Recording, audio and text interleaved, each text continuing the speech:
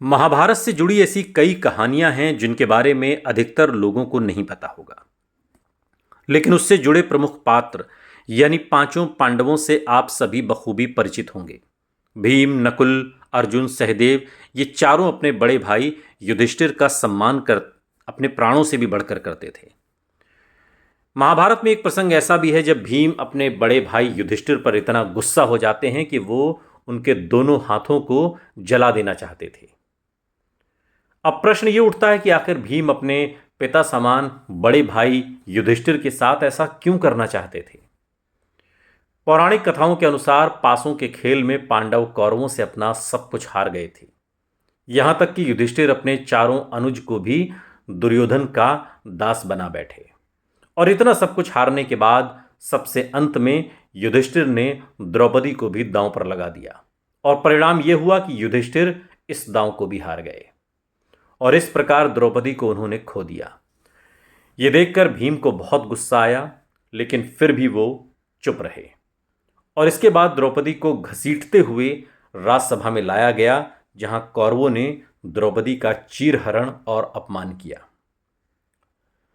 द्रौपदी का ऐसा अपमान देखकर भीम खुद को रोक नहीं पाए और गुस्से से आग बबूला हो गए। उन्होंने युधिष्ठिर से कहा कि आप जुए के खेल में सब कुछ हार गए, इस बात का मुझे कोई अफसोस नहीं, लेकिन आपने द्रौपदी को भी दांव पर लगाया और उसे भी हार गए। इस वजह से मुझे आपके ऊपर बहुत गुस्सा आ रहा है।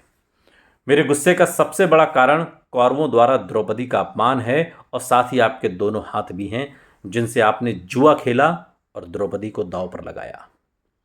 इसके पश्चात भीम ने युधिष्ठिर को द्रौपदी के इस अपमान के लिए जिम्मेदार ठहराते हुए उनके दोनों हाथों को जलाने का फैसला भी किया।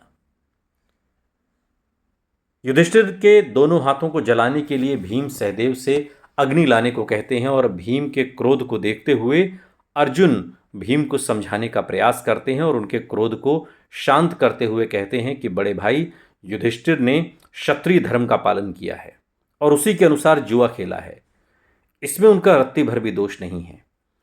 ये सुनकर भीम कहते हैं कि मैं जानता हूं कि भैया ने धर्म का पालन करते हुए ही जुआ खेला है। यदि मैं न जानता तो मैं युधिष्ठिर के दोनों हाथों को अब तक जला चुका होता। सुनते रहिए द माइथोलॉजी रेडियो, सुनता है सारा इंडिया।